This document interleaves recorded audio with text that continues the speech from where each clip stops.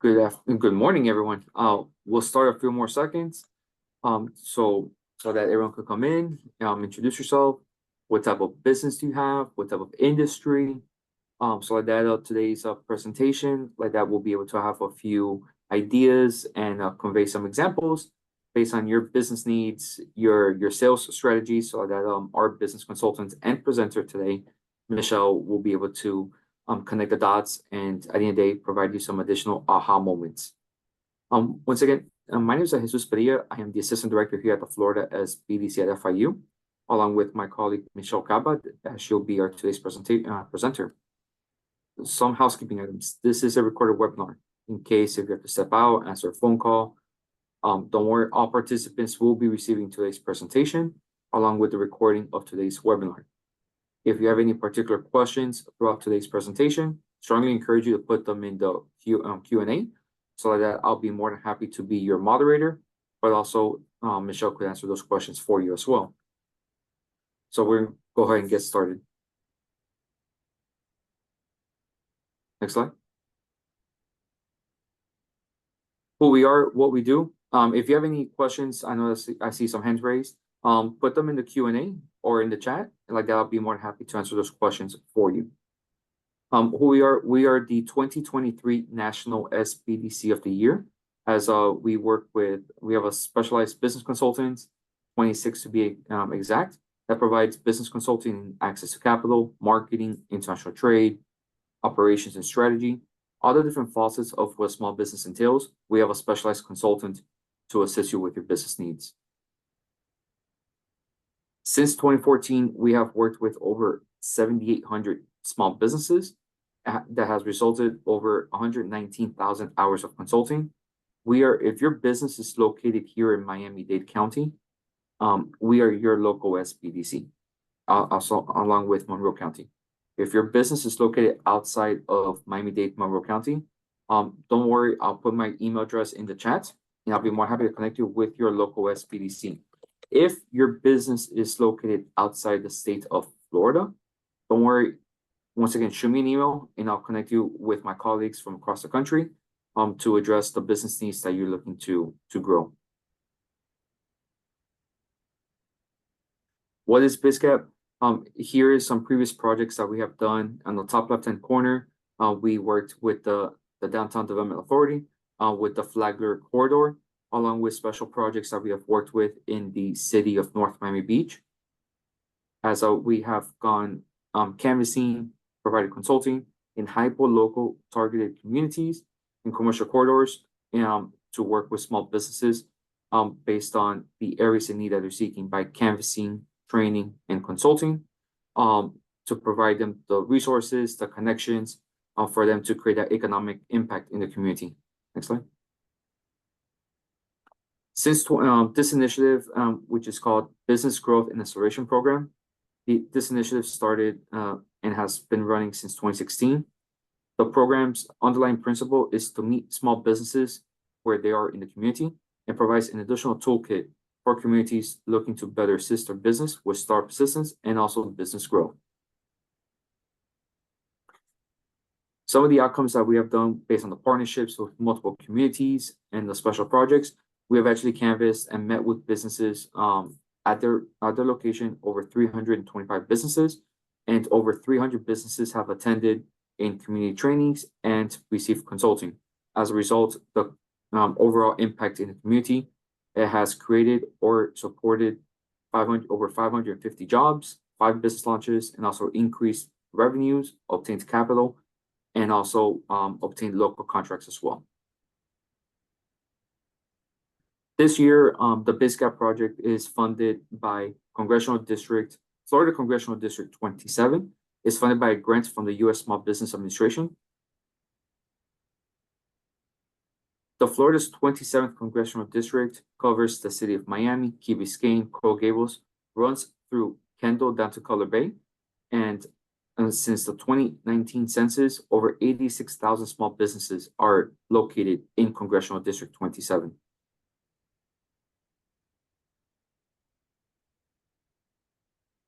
The overall core activities that we would like to accomplish, it is the 3 activities. It's the training, the outreach, the door-to-door canvassing, the one-on-one business consulting, along with the data mapping and surveys of the small businesses located in Florida Congressional District 27. Our goal is to work with you, the small businesses. The goal is to work with over 1,000 businesses in this calendar year. That includes consulting and trainings as such here present today. So I want to thank you for attending today's presentation. Allow me to introduce you to Michelle Cava. She is our marketing consultant here at the Florida SBDC FIU under the program of BizGap. So Michelle, the floor is yours. Thank you, Jesus, and thank you everyone for joining us today. Today, we're going to unlock the secrets of high-performance selling to help you achieve greater success in your business. So sales is a conversation, and I wanted to start out with this slide because sales can be intimidating if you've never sold before. And let's be honest, business ownership is very personal. We're so tied so deeply to our products and services. So I want us to reframe how we look at sales, our fear of selling, to be just a conversation that we control. This takes away the anxiety and fear of the sales process. And in sales, all we're trying to do is uncover information to better understand if the prospective client is a right fit and whether our services or products can solve an immediate pain point. So today, we're going to cover the following: understanding the sales process, building a winning sales mindset, effective communication techniques, mastering the art of persuasion, leveraging technology in sales, and continuous improvement and learning. So let's start with understanding the sales process. So imagine you're on a road trip with no GPS and no map. You have a destination in mind, but no clear path to get there. Sounds a little frustrating, right? Well, now think of your sales strategy as that road trip. Without a clear plan, you're wandering aimlessly, missing out on potential clients and sales opportunities. A well-defined sales process is your roadmap. This is a sales process, and it's crucial for you to move your prospects through this process, through what we later will call the sales funnel. The sales pipeline and sales funnel are interconnected and complementary. The sales pipeline helps sales teams and owners like yourselves manage your activities and helps you focus on moving those prospects from being a prospect to qualifying them, to presenting your service or product, handling any objections they may have, to ultimately close that client, and then have a follow-up so that you can better your process. So the first step in a sales process is prospecting. And this is when you're identifying and engaging potential customers who may be interested in your product or service. It's the very first step in the sales process, and it involves finding new leads. That's why I have this picture of the woman looking for a new lead, right? We want to find new leads where our clients are at, and that could be using social media, like LinkedIn or Instagram, to network with them and intrigue them into our product and services. We can also find prospects by leveraging referrals or past clients who had a great experience with our product and service and can give testimonials that will attract that prospect to your business. Also, attending industry events and conferences are a great place to find new business. Prospecting sets the foundation for building a robust sales pipeline and ensures a steady flow of opportunities.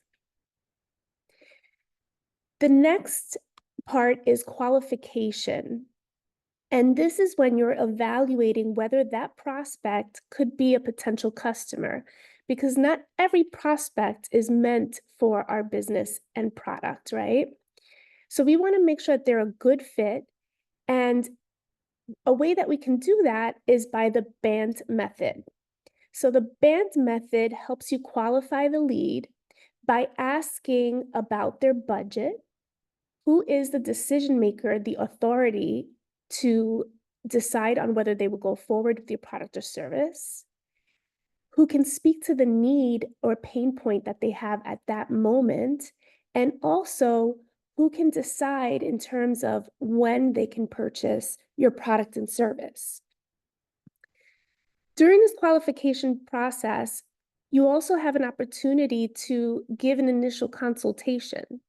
So an example would be a business coach offering a free initial consultation so that you can use that BANT method and qualify the client for your coaching services.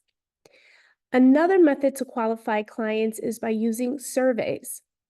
So you'll see that sometimes when you visit, a type of website, it could be a product. I've visited some websites that have like hair products, and it'll give you a survey on, the type of hair that you have, what you're looking to achieve with their products.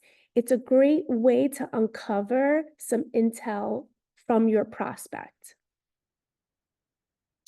We want to ensure that you invest your time and resources in leads that are likely to convert into paying customers.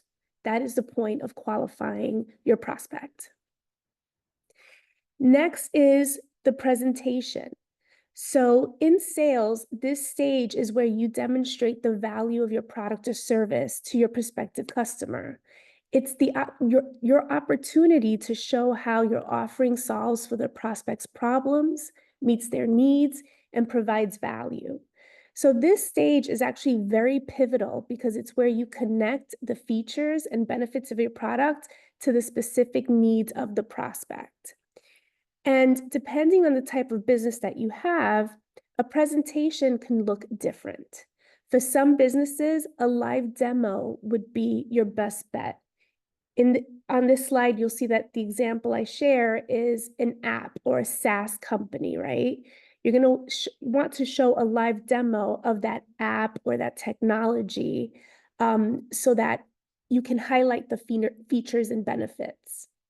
For a company like mine, let's say digital marketing, I'm going to want to show a case study because my prospective client is going to want to know what results I've gotten for previous customers. And if you have a product-based business, then a product sample would be a way that you present your product to your prospective client. And here I give the example of skincare, right? You may want to give samples to potential clients because you want them to experience the actual product before they purchase. Next is our least favorite, which is handling objections, right? And this is when the process in the pipeline when we're addressing and resolving concerns or questions that a prospect raises during this sales process. The objections can range from doubts about the product's features and pricing to concerns about the implementation or timing. So successfully handling objections is really the key to moving your prospects closer to a buying decision.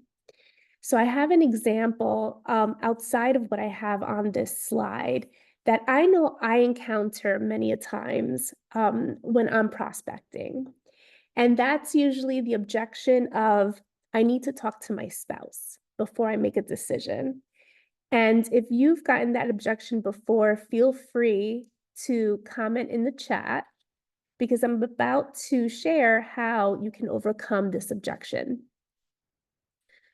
So whenever I get this objection about, they want to speak to their spouse before making a decision, what I usually follow up with is, I completely understand it's important to make decisions together, but what specific questions do you think your spouse may have that maybe I can address them now, right?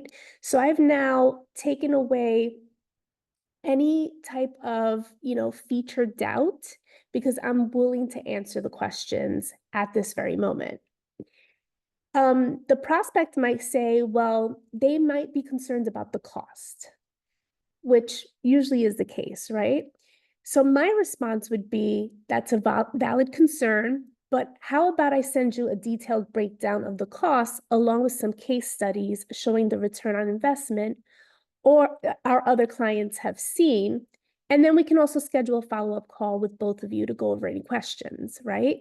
So now I've validated their need to discuss with their spouse, and I've also offered additional information and a follow-up, right? So I've addressed the objection while still keeping the sales process moving forward. We want to address objections thoughtfully and thoroughly, because this is our moment within the whole sales process where we can build trust and move closer to the sale, which is the ultimate goal. And now the best part of the process is the closing, right? This is where we want to finalize the sale. We want to secure a commitment from the prospect to purchase our product or service. Now, one thing many business owners are afraid to do is give a direct ask. It is okay at this point of the sales process to ask them, how did they feel about the presentation? Are there any other further questions? What will it take to close the deal today? Okay. It's also a great time to incentivize them.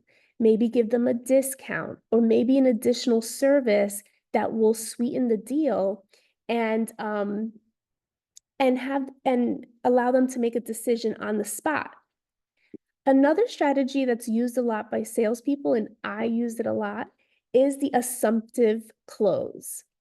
It's almost like a trial close, where you assume that the client has closed already and not giving them an option to pull back.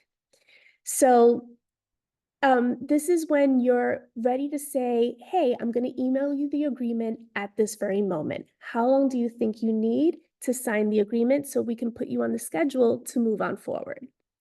The key is to make the prospect feel confident and excited about their decision to buy with you.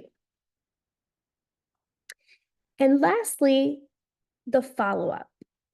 We can't assume that just once we've closed the deal, that's it. We don't need to further the conversation. Actually, that's when the relationship management begins, okay? It's when we start taking action after the initial sale to maintain and strengthen the relationship with the customer.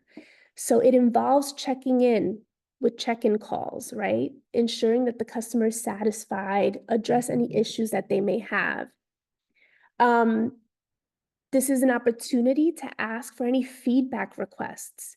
So you can ask them about the sales process. How did they find the closing? How was the onboarding process? Because then that allows you to create some loyalty programs that you can implement where you reward your repeat customers or you reward your customers that refer new clients to you. We want to maintain consistent and meaningful follow-ups, again, to build that strong, lasting relationship with our customers. So now let's move on to building a winning mindset. A winning mindset in sales is characterized by confidence, persistence, and a positive attitude. And we sure need that when we're eating no for breakfast, right? Because we would love for every sales call to close at the end of that call. But the truth of the matter is that it's not going to happen every single time. So it's important that we build belief systems in our own abilities, that we stay motivated despite any of the challenges, and that we continuously strive for excellence in our own sales process. So what I suggest to many clients and what I do myself is that I always sit in a comfortable environment, such as this one, where I feel empowered before I start making sales calls or start nurturing prospects via LinkedIn or Instagram. And I always give myself also a limit of the amount of people I'm going to reach out to. So I'll give you an example. If I start the day making phone calls and the phone calls, are not going in my favor, which is possible. Then by the third phone call that is not going in my favor, I now switch my strategy to not making any more phone calls and now nurture clients via LinkedIn and Instagram, because it's a softer no than the hard no that you get on the phone, right? I also give myself a limit in terms of the amount of calls that will be made on that day, or the amount of outreach I'm going to do on LinkedIn or Instagram. Sales is a numbers game. So the more calls you make, the higher probability that you'll get closes. I always set my number at 100. So I may make 50 calls and then nurture 50 people, 50 contacts on LinkedIn or Instagram, and I've fulfilled my goal. Now, after I've done that, the way that I set my mindset for winning is that now I take time to reflect. What can I learn from the rejections that I got that day, right? I try to grow. So I'll adjust my approach based on the feedback that I received. There's some phone calls that I totally control. There's some phone calls that I don't. It happens, but sales is all about repetition and learning from that repetition. I also stay positive. And how I stay positive is that I remind myself with this one affirmation: every no brings me closer to a yes, which helps me be more resilient. So it means that the next day, I'm not going to say, no, I'm not doing sales anymore. No, instead, I'm going to keep pushing forward and stay focused on my goals. Now, I'm totally clear that sales is not for everybody. And that's when I encourage people to scale their business. Find yourself someone that can do the sales for you, that maybe you can, come up with creative ways of compensation so that they take that off your plate and you can focus more on being a visionary, or maybe on the relationship management part of the sales process. But that is totally up to you to decide. The key to building a winning sales mindset is staying consistent with your strategies, staying adaptable, be willing to adapt your mindset, your strategies based on these new experiences and the feedback. Stay connected. Regularly connect with your support network to stay motivated and inspired, and stay focused, okay? Keep your long-term goals in mind and stay focused on achieving them. Next, effective communication techniques. Communication is everything, and I'm sure you've heard about, having the right offer and you can close the deals faster. And yes, that is so very true. But first, you have to come up with what that offer is and how that offer really speaks to a pain point or challenge that you're solving for. So effective communication is the heart of successful sales. You want to be clear with your message. You want to be concise, avoid any misunderstandings, and keep the prospect engaged. So how do you do that? Active listening. So, sales is more about listening than speaking. You want to, yes, obviously control the conversation, but you're intentional about how you control that conversation because you want to lead the client into realizing that they need your product or service. Focus and pay attention to nonverbal cues, right? Any body language or tone of voice, that'll help you build rapport. And don't be afraid to storytell. We want to be direct. We want to get to the point quickly. We want to avoid any unnecessary jargon. Simplify the message. I can't reiterate that enough. We want to break down, what's the acronym KISS? Keep it simple, stupid. We want to break down the complex information into easy, understandable terms. Use examples and analogies. But truthfully, sales has changed a lot since COVID. Marketing and sales has this marriage now to each other. And that's where the storytelling crosses from marketing to sales. And the reason being, it shows empathy. and people want to feel that.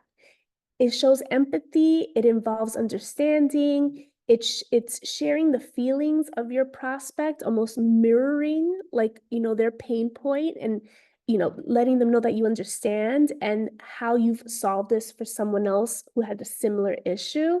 That goes a long way when you acknowledge their feelings, when you show genuine concern, and again, when you mirror those emotions, it shows that you guys are on the same page.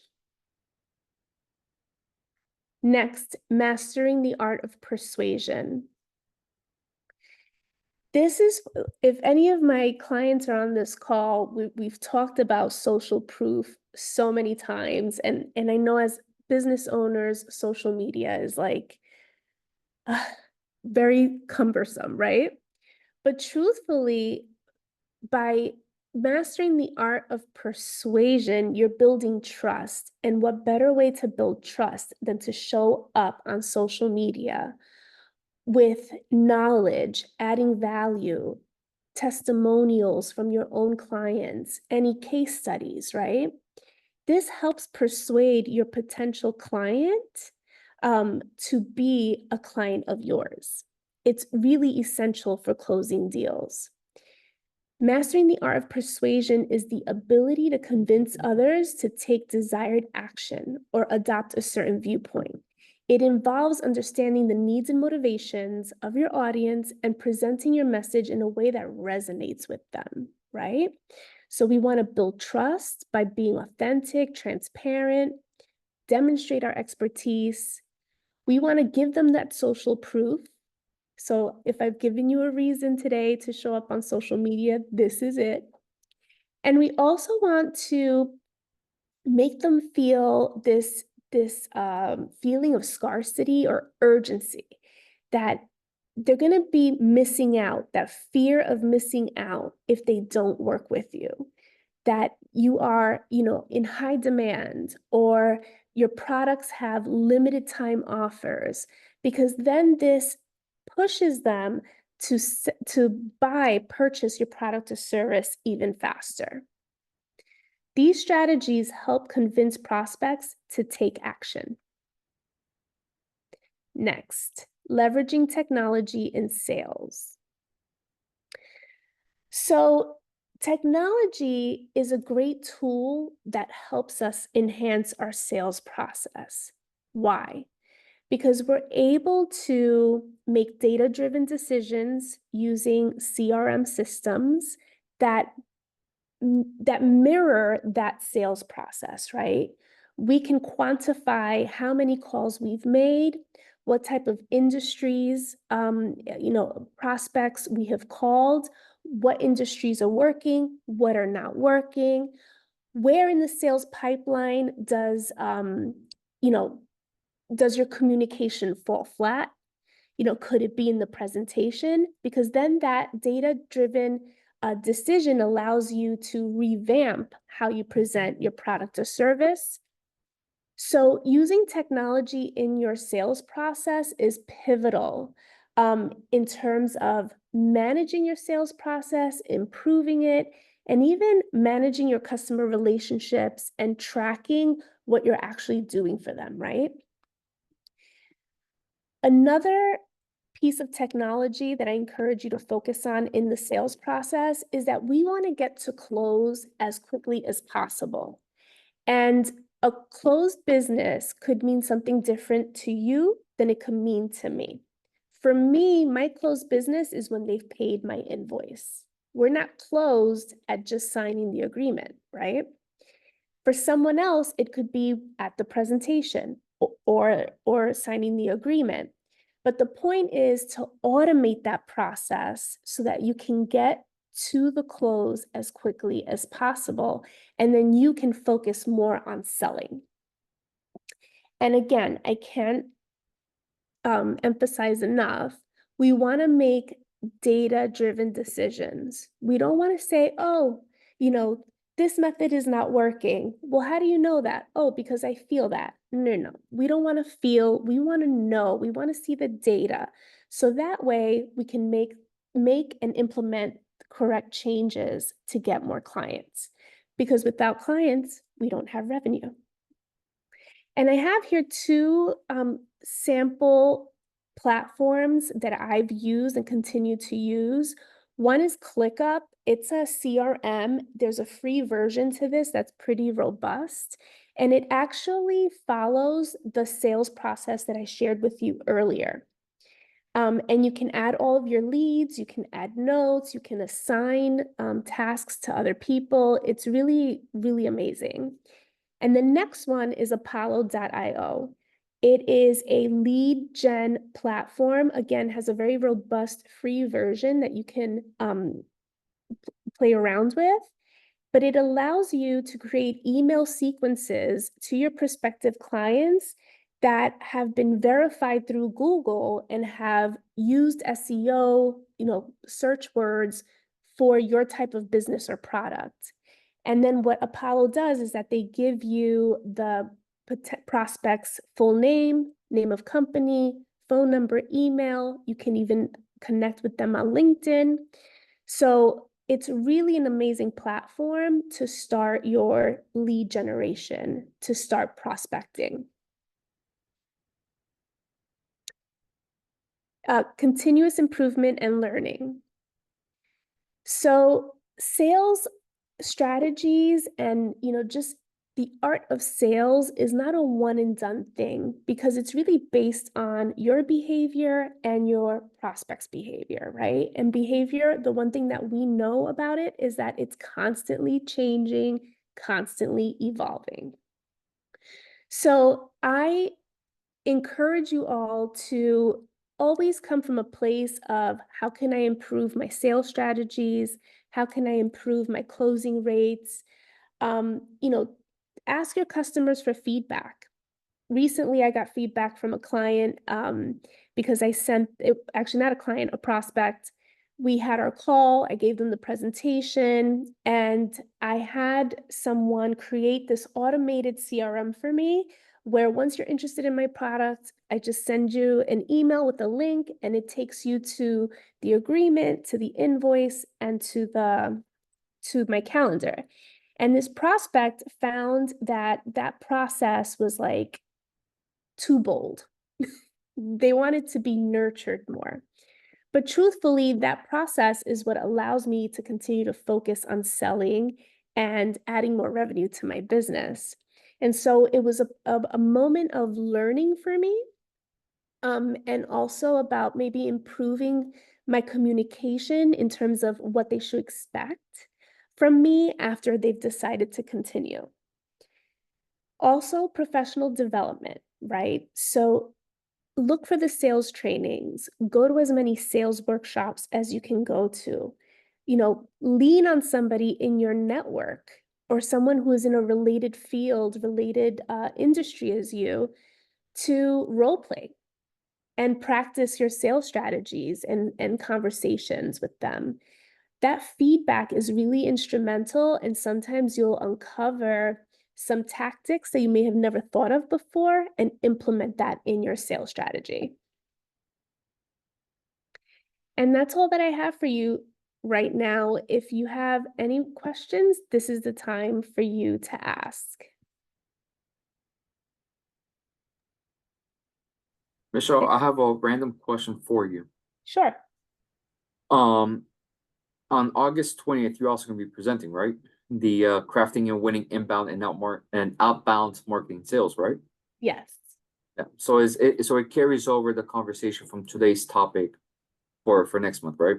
This is the basis. So the next webinar, I'm going to go deeply into how you build that and how it crosses over from marketing to sales. Okay.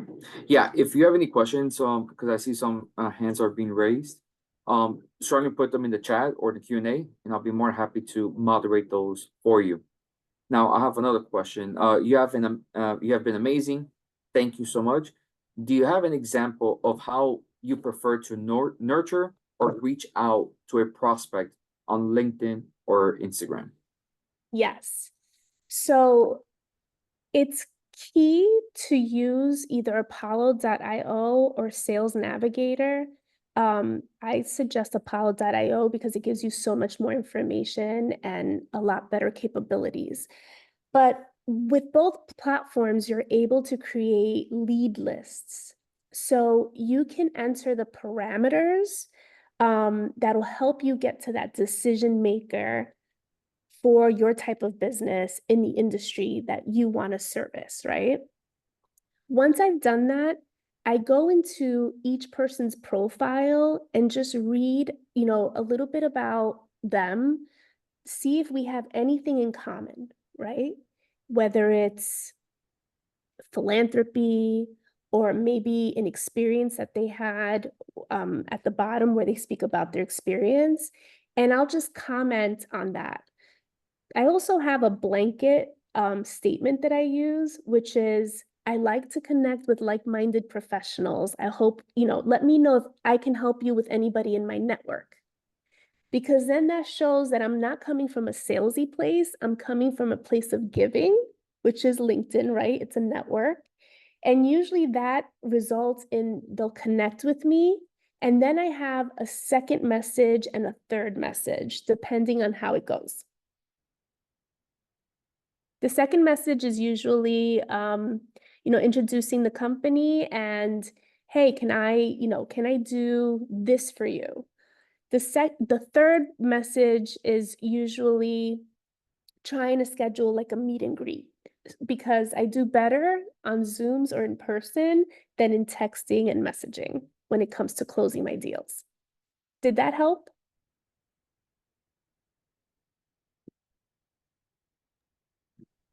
I have another question for you. Is it possible for a non-salesperson to become an effective salesperson?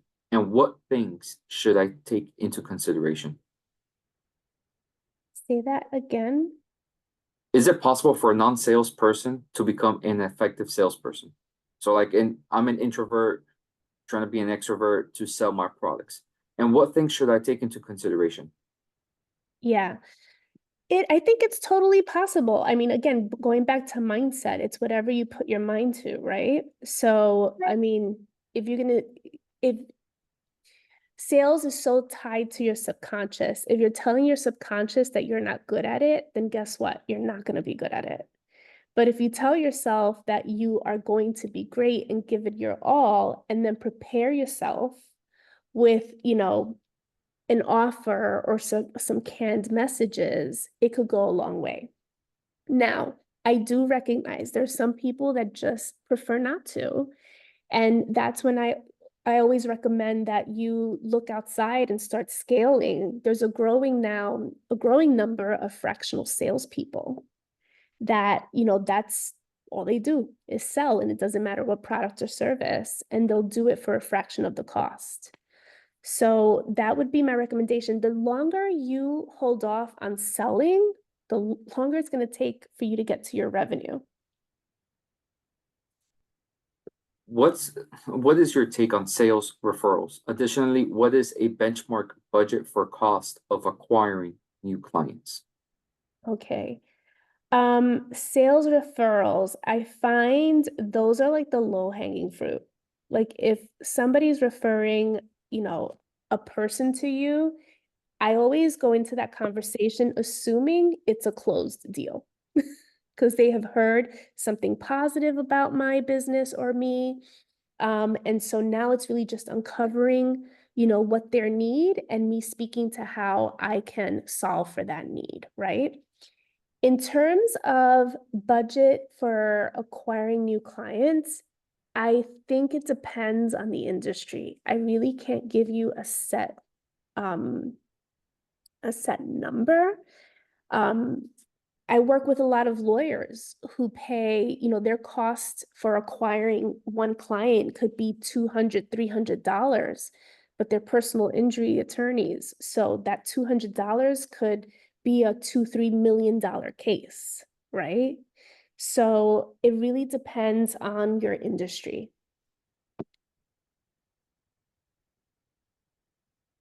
Yep. That's it. Like that's all the questions I have at this present moment. Everyone has found it very informative and they really appreciate the feedback and guidance that you've provided, Michelle. Let me see if there's Yeah. another question.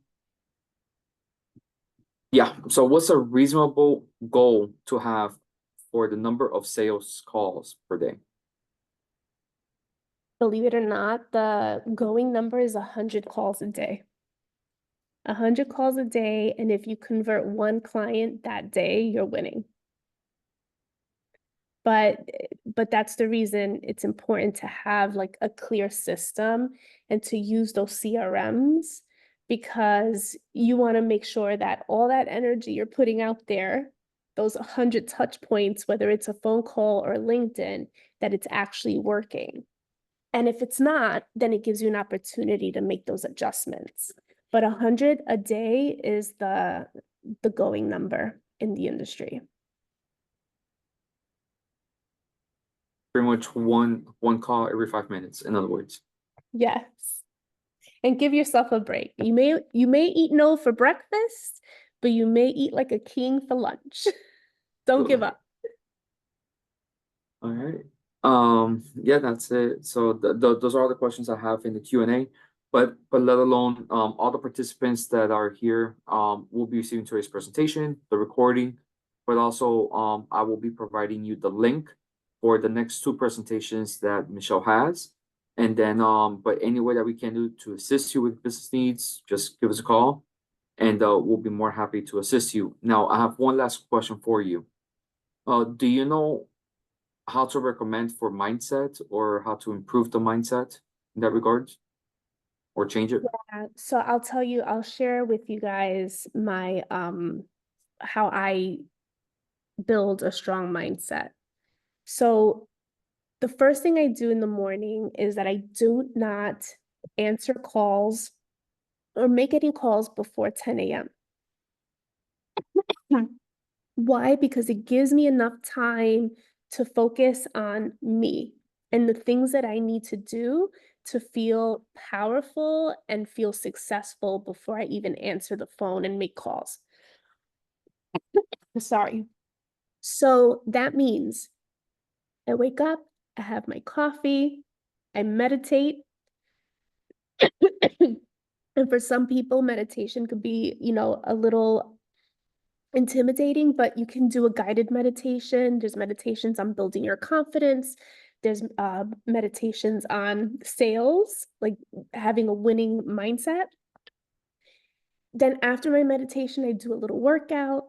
I read an industry book, so something in the entrepreneurial space or something in sales, for a good hour because it makes me feel knowledgeable. And usually I uncover something that I can use for my phone calls. So that's pretty much what I do. What I also do on my off time is that if I have off time, right, is that I'll look up for sales videos on YouTube to see how specifically like people in the insurance industry, they're great sales folks and they have some really great strategies. So I try to implement those strategies with my conversations with prospects. Then in regards of books, one of them that's really good is Napoleon Hill, Think and Grow Rich. That's a really good book because right there to change the mindset in regards of becoming an effective leader, salesperson, and incorporate that on day-to-day life, in other words. Another great book that I just finished, which was mind-blowing, was It's Faster to 10x than 2x. I don't remember the name of the author, but I just finished the book and I'll tell you, it changes your world and how you start running your business.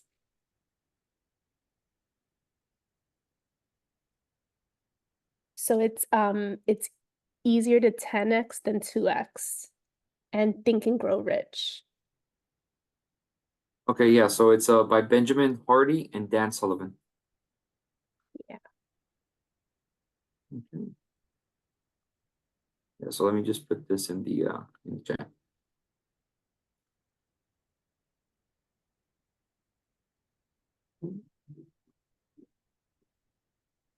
And again, how I started the presentation If you go into every sales call just thinking of it as a conversation, not that you have to put on a pony show and try to convince somebody as to why they should work with you, because that never really works. But if you reframe your thinking and just see it as a conversation that you're driving, a regular conversation like with a friend or a family member, where you're just uncovering how you can help them, it changes everything. Okay, I'm just putting out the information right now. Yep, no worries.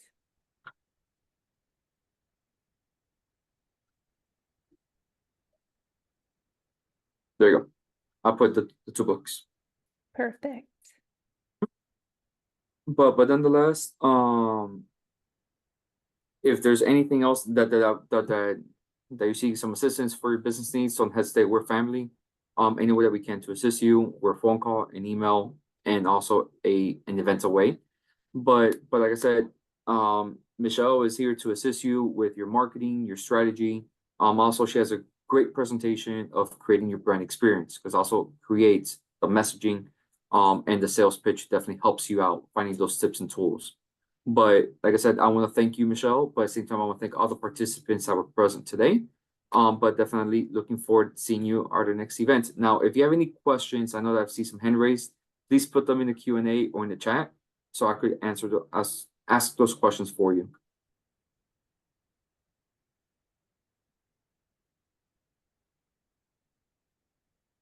Yeah, I mean, we still have time, so I'm happy to answer any of your questions.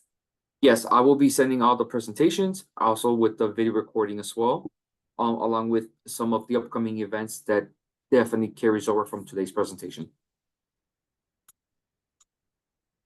Okay.